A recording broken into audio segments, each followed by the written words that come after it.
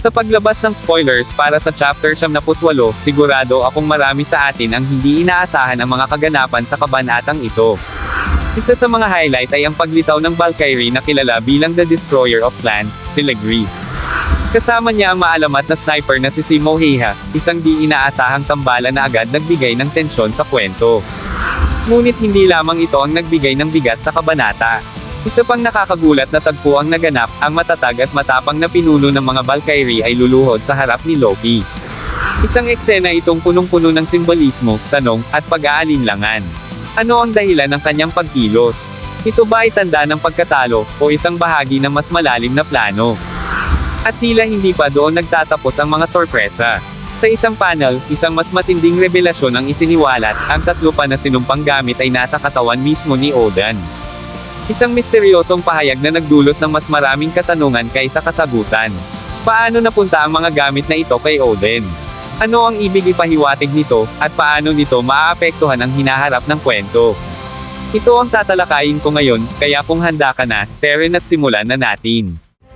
What's up mga Cooks, Manga Moto nagbabalik. Record of Ragnarok Kabanata 98 Spoilers. Sa paglabas ng mga spoiler para sa chapter 78, agad na ipinakita ang susunod na mandirigma ng sangkatauhan, ang maalamat na sniper na si Simo Heiha. Sa eksenang ito, sumaludo si Simo sa harap ni Brunhilde, kasama ang kanyang alagang aso. Ayon sa isinaling linya mula sa panel, siya ang tinutukoy bilang pinakadakila sa kasaysayan ng sangkatauhan. Sa wakas, dumating na si Simo Heiha sa Ragnarok, at ipinakita ang kanyang napakaangas na entrada. Sa nasabing tagpo, sinabi niya, ipagtanggol ang inang bayan, habang nakasaludo pa rin kay Brunhilde. Isang tagpong nakakakilabot sa emosyon, lalo pat kasama niya ang kanyang aso. Marami ang nagtatanong kung isasama nga ba ni Simo ang kanyang aso sa laban. Bagamat tila imposibleng mangyari ito, may posibilidad pa rin, lalo na kung pagbabatayan ang laban ni Lubo, kung saan pinayagan ni Zeus ang kabayo ni Lubo na makilahok dahil sa kritikal na sitwasyon. Kung sakaling payagan ni Zeus si Simo na isama ang kanyang aso, magiging malaking tulong ito. Hindi ito ordinaryong aso, base sa hitsura, mukhang isa itong war dog. Magiging kapaki-pakinabang ito, lalo na kung gagamit ng ilusyon si Loki sa laban. Tiyak na magiging mas kapana-panabik ang kwento kung magkataon. Dahil nabanggit na rin ang God of Mischief na si Loki, sa isang panel ay makikita si Brunhilde na lumapit kay Loki. Hinawakan niya ang kapa nito at biglang lumuhod sa kanyang harapan, dahilan para magulat si Loki. Maraming memes ang kumalat tungkol dito, ngunit ayon sa translation, nagmamakaawa si Brunhilde kay Loki na lumahok sa laban para sa mga Diyos sa round 11. Ito ang nagpapaliwanag kung bakit si Loki ang kakatawan sa mga Diyos sa susunod na laban. Gayunpaman, may mas malalim na emosyon sa eksenang ito, si Loki, na matagal nang umiibig kay Brunhilde, ay handang sundin ang kanyang kagustuhan. Ngunit kahit anong gawin ni Loki, hindi maibibigay ni Brunhilde ang pagmamahal na kanyang hinahangad. Para kay Loki, tila isang habang buhay na pagdurusa ito, dahil ang babaeng pinakamamahal niya ay hindi kailanman makakaramdam ng parehong damdamin para sa kanya. Posible kayang si Simo Heiha ang sagot ni Brunhilde upang talunin si Loki sa laban. Tandaan natin na hinding-hindi luluhod si Brunhilde kay Loki nang walang dahilan. Ngunit minsan na siyang lumuhod sa harap ni Thor bilang tanda ng respeto. Mukhang may mas malalim na plano si Brunhilde laban kay Loki, alam niya ang pagmamahal nito sa kanya, at tila sasamantalahin niya ang kahinaang ito. Samantala, ang magiging Valkyrie na kasama ni Simo sa laban ay si Legris, ang tinaguriang The Destroyer of Planets. Makikita siya sa isang panel na naglalakad sa kagubatan, may dalang basket na parang may hinahanap. Posible kayang nagpipiknik lamang siya, naghahanap ng tahimik at payapang lugar sa Valhalla. Para sa mga nagtataka o nag-iisip kung ano ang maitutulong ng Valkyrie na ito kay Simo, ang sagot ay makikita na mismo sa bansag nito, The Destroyer of Planets. Bibigyan ko kayo ng tatlong mahahalagang dahilan kung bakit napakahalaga ng papel nito sa laban.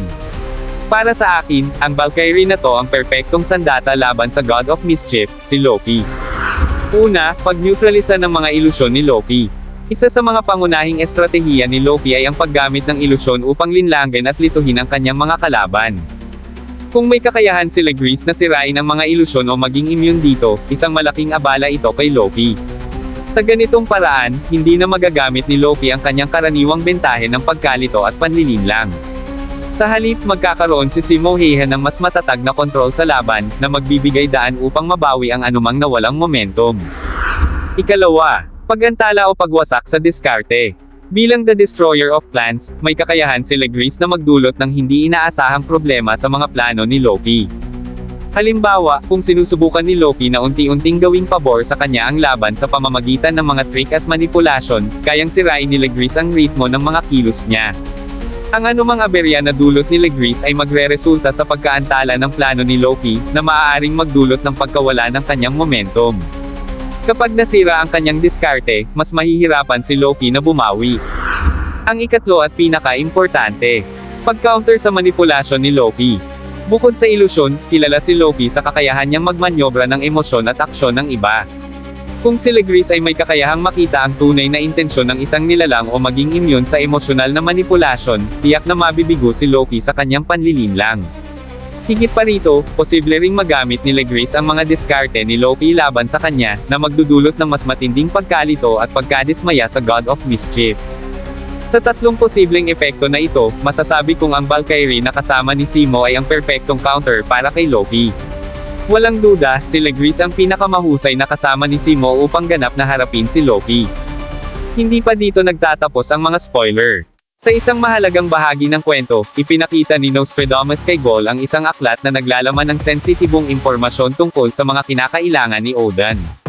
Ayon kay Nostradamus, nakolekta na ni Odin ang 4 na sinumpang gamit na makikita sa kanyang katawan. Subalit, kinakailangan pa ang 2 alay upang maalis ang selyong nagkukulong sa tunay na anyo ni Odin, pati na rin sa 10 iba pang primordial gods. Ang unang kulang ni Odin ay ang tubig ng buhay, ang enerhiya ng buhay ng buong sangkatauhan. Nangangahulugan ito na kailangang manalo muna ng mga gods sa Ragnarok upang makuha ang enerhiyang ito na tinatawag na tubig ng buhay. Ang ikalawang kulang naman ay ang primordial artifact, na ayon sa manga panel ay si Siegfried mismo. Paano ito nangyari? Malalaman natin sa buong kwento kapag nailabas na ang English translation. Ang tanong ngayon, ano ang magiging papel ni Gol sa sitwasyong ito? Sa kabila ng kanyang pagiging bunsong Valkyrie, maaaring siya ang susi sa paglutas ng matitinding problema sa Valhalla. Abangan natin ang English translation ng kabanata, dahil siguradong magiging mas kapanapanabot ang mga revelasyon sa chapter 78. Bago tayo magtapos, nais ko lang ipaalala na malapit nang matapos ang paggawa ng Jack the Ripper Case Files, Chapter 30. Sa kasalukuyan, nasa huling yugto na ito ng proseso, kaya't malaki ang posibilidad na maisunod ko agad ito kapag natapos. Kaya naman, abang-abang lang po. Maraming salamat mga Cops, love you. At dito na nagtapos, alam kong bitin ka sa kwentuhan natin, kaya sorry na agad. Shoutout po muna kina